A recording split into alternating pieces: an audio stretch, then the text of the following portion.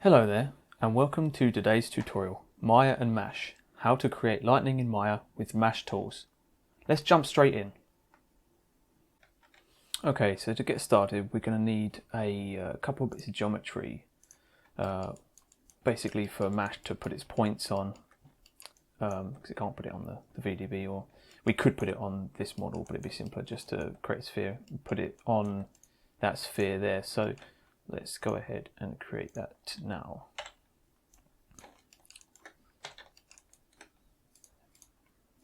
Okay, one a bit smaller.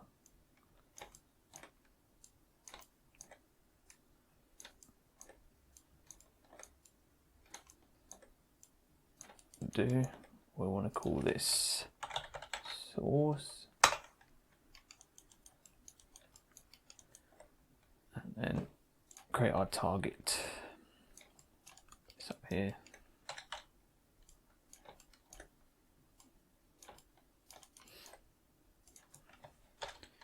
Name this target. Just freeze transformations.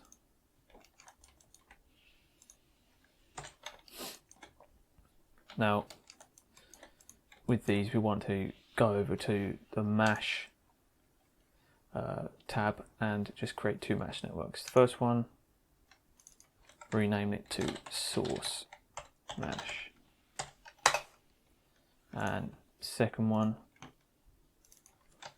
target Mesh. So you can see where we're going with this. Grab the outliner, and we want to take the source mesh and open up the attribute editor for that. Go over to distribute, and we're going to put it to mesh distribution, type to mesh, and we'll take our source and plug it into input mesh. So now when we have source mesh selected, when we create these points here, boom, should be around our source. So we've got 10 points, because it take, you could have more, less, but we'll just stay with the default 10 points. And we want to create the corresponding setup here. So let's grab the target mesh, and we'll change this to mesh as well, and take the target mesh. And now we need to just create our points. So there we go, we've got 10 points on that, 10 points on this, 0 to 9. So when we create our next node in the Mesh network, so we'll go to here, the Mesh editor. If we go to our source Mesh, we have all these options here. What we want to do is create trails. This is going to be the geometry we need for our lightning, so let's create that trails node. So at the moment nothing's happened, or maybe something has. We change this to connect to point. You see it's just all connected to the origin. You can change it to join the dots, and they'll join each other. But what we want to do is we want to connect a point, and we want to connect it to these points. And how we do that is we just take the target mesh and we drop it into the connection network here. So if you just drag that across, click and drag, there, we've got them connected. So our basic lightning setup, obviously nothing is animated yet, but that's the basic setup for that. So now we're going to want to start adding a little bit of animation to the points. We can do this in a number of ways, but we'll just stay within Mesh for now. We'll just grab our network, the source Mesh, and if we go back to our menu here, we can actually use one of the nodes, signal. It's kind of like adding a noise. So we add a signal node. Let's move this out of the way. You'll see, let's close this. it sort of, it creates this kind of noise and moves all the points around. Well, we don't want that much, obviously, so we can just drop it back to 1, maybe even less, 0.1. Yeah, that seems fine. We can do the same on the other one. The thing is with this is there's a lot of different combinations we can do. You know, you can animate the points. We're going to add a noise onto these as well. So there's a lot of different ways to get this to have a look, depending on what you want it to look like. So let's add this signal to target mesh. Once again, we'll just drop this 0.1.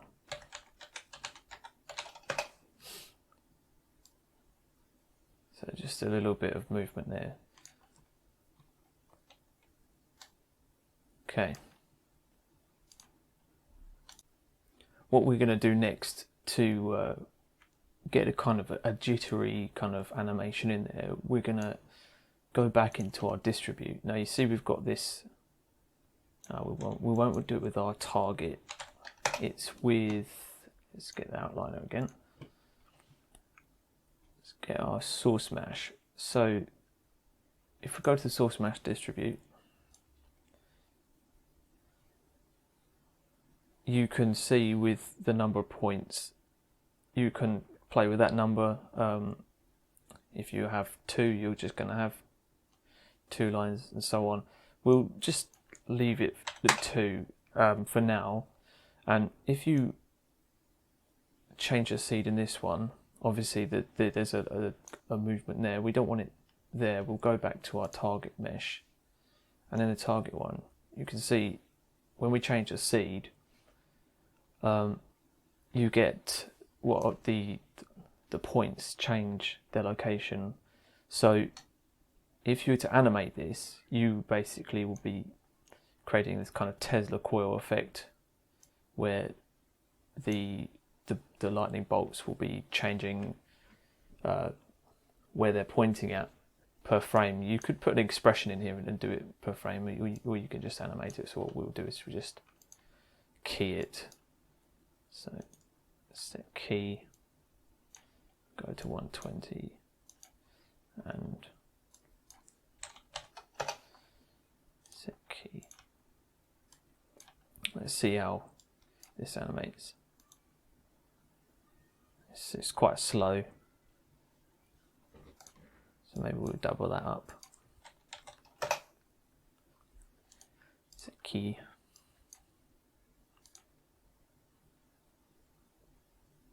Yeah, maybe we can go with that for now. Yeah, why not? So what we want to do now is we want to just take our trails and just check that they're thick enough, because we can increase the trail scale. It's a bit easier to view this in shaded. Hide HDRI. Yeah, you can see now. Let's grab the outliner. We've got this source trails mesh. Obviously all the controls remain in the mesh, but we have actually got geo there now. So, you know, you can mess around with that number. We'll just go for a thickness of 1. Now there's a disadvantage to this in that it's only it's just basically flat planes. So depending on how it animates, it could get thinner based on the angle you view it at.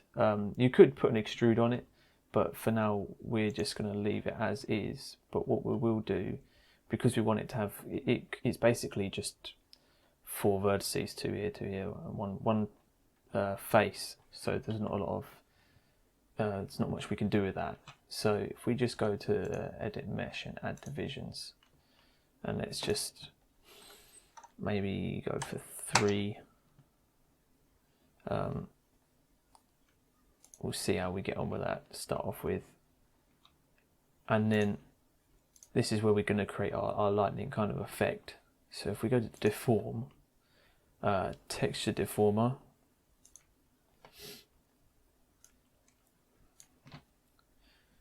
we'll keep that basic default setup.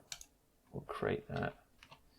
Now if we go to our hypershade, you can see here, if we put a fractal on here, you can see how it's gone pretty crazy. So let's play with the numbers a bit, so kind of mess around with the amplitude, bias, just to see.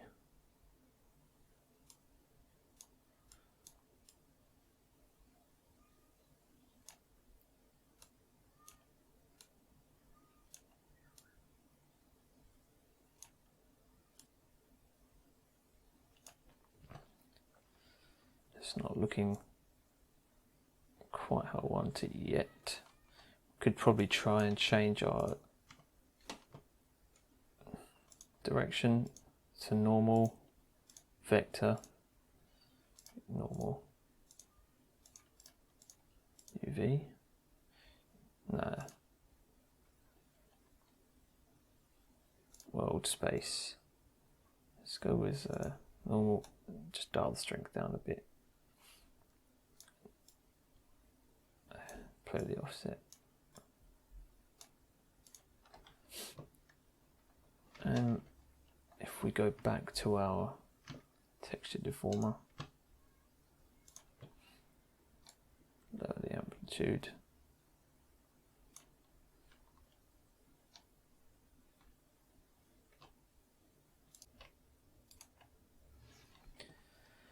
Split this back to 1, 2.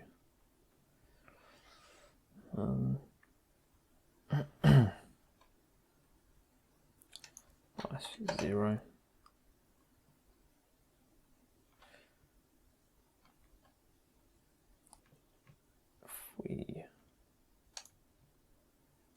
If we go back to our sub D, let's maybe add a little bit more. And in our mesh,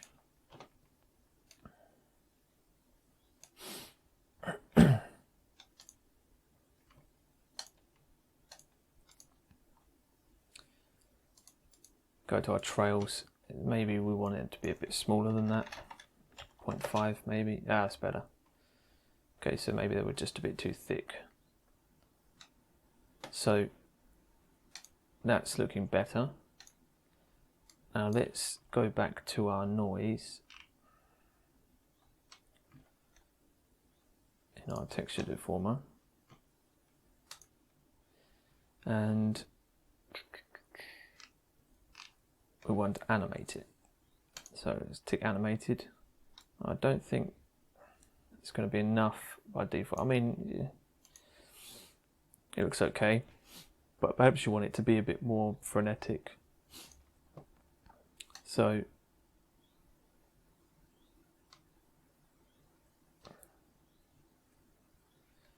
actually, I think as well that's probably animating because it's moving through the noise map. So it's not actually animated per se. It's just when it changes where it's pointing, it's just moving through the noise map. So it's not actually animated. So let's just key this time and then key it at 120. Let's just go with 20 and see what that looks like. Pretty crazy, but closer to what we want. So let's half it to 10.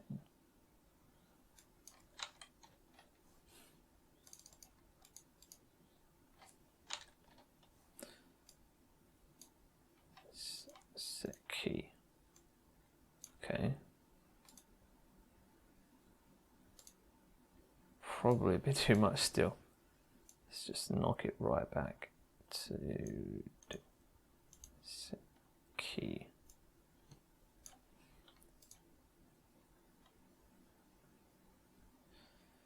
Yeah, something like that. That's much more like it. So just a tad slower. Key. Okay. Let's see. Yeah. So that is the basics of the effect. Obviously, there are quite a few things you can play with, especially within Mash. You can, in the signal, you've got different types of noises that are animating the points, like depending on what you want to do in the scene. But also, if we go into our trails again, just playing with things like the trail scale, you know, thicker beams or what have you, and also the distribute. Now with this, when you go over a certain number, so like we've got 10 here, which that's quite cool. You know, you've got a lot of lightning going on there, but you can, if you increase the number, so let's knock this back down to 2 and go to the target distribute and make this 30 or more even, 50. Then if you go to your distribute and you could key this so that it becomes more intense as time goes on. Once you exceed the number of points that are within the target, so the target's got 50 on it now, if you go beyond 50 it will start pointing the rest of the points down to the origin, so you need to make sure you have more in your target. But it's another cool way to animate this, so you could start at 1, set key, and then end up with 50, set key. So, oh, I didn't key that, or did I? Oh yeah. I must ramp up, so we'll probably have to. Oh yeah. So if you go to your graph editor, yeah, you can just change all of these to linear,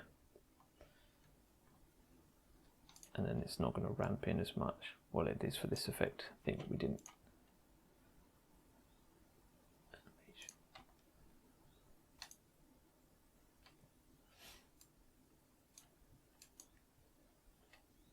Oh no, yeah, it is. Yeah. Well, so anyway, you could play around with that number, and rather than have them kind of ramping like that, you could have it more spread across the timeline or what have you. So I'll close this, go to the camera, just set up a camera here. It's like an apple with the power of Thor's hammer. So there you have it. And then with this scene, I mean, it's basically lit. We've just got a point light there, and then as you could see earlier, there was a HDRI in the background. The models from 3dscans.com, and just a basic VDB in there. And like I said before, this scene file will be on my Gumtree, and I'll put the comp file in there. There's a it's done in the comp is done in Blackmagic Fusion, so the comp file will be in there. It's all just basic shading, you know. With these, because it's geometry, you can put whatever shader you want on this. So I had a standard shader on there with just emission set to 1 and no diffuser, no spec, so it's just emitting light. So when you come to render it, you could just, or we can just go ahead and do it now. If we create a nice standard surface,